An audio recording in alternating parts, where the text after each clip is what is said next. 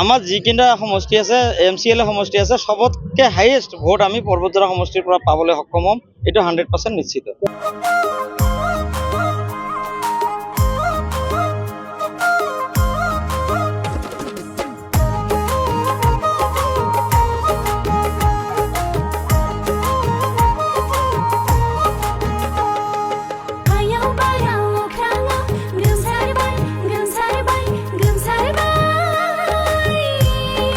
আজি আমাৰ যিজন নিৰ্দলীয় প্ৰাৰ্থী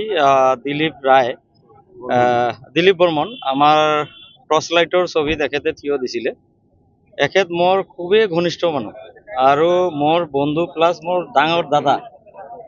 এই ডাঙৰ দাদাই মোৰ লগত আলোচনা কৰি নিজৰ জাতিৰ স্বাৰ্থত এখেতক এটা ভোট দিয়া মানে আল্টিমেটলি সেইটো UDF আৰু কংগ্ৰেছত দিয়া। এখেতৰ লগত দীঘলীয়া আলোচনা হোৱাৰ পিছত এখেতে নিজেই উইলিংলি আমাৰ লগত আহিছে, আজি আনুষ্ঠানিকভাৱে আমাৰ দলত আহিছে। তো এখেতক মই প্ৰথমতে শুভেচ্ছা জনাইছোঁ আৰু এজ এ কেণ্ডিডেট হিচাপে এখেতক মই ধন্যবাদ জনাইছোঁ আৰু চিৰজিন্দগী এখেতক মই মনত ৰাখিম। আজি আমি মোৰ দাদাৰ মাৰ্গদৰ্শনত আজি একেলগত আমি কাম কৰিম, দাদাক লগত লৈ কাম কৰিম, আগন্তুক ভৱিষ্যতে দাদাৰ লগত থাকে। খুব ভাল লাগিছে দাদা আজি মোৰ ওচৰত আহিছে, একেলগত কাম কৰিম। চাওক, আজি হাগ্ৰামা মহিলাৰী ছাৰৰ প্ৰথমখন জনসভা নহয়, আজি অলৰেডি পৰ্বতজৰাৰ এটা জনসভা আমাৰ ফকীৰাগ্ৰামত হৈছে, আজি দ্বিতীয়খন। তো ইয়াত দেখা গৈছে লোকে লোকাৰণ্য হৈছে আৰু এই জনসভাটো অকল পৰ্বতজৰা MCLA সমষ্টিৰ ভিতৰতে সীমাবদ্ধ আছিল।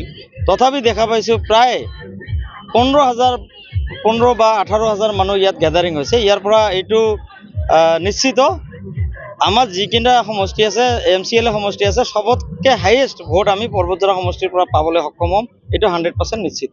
নোৱাৰে, এইটো কংগ্ৰেছ আৰু UDFৰ যিজন প্ৰাৰ্থী আছে কংগ্ৰেছ আৰু AIUDFৰ ভেটি যথেষ্ট দুৰ্বল।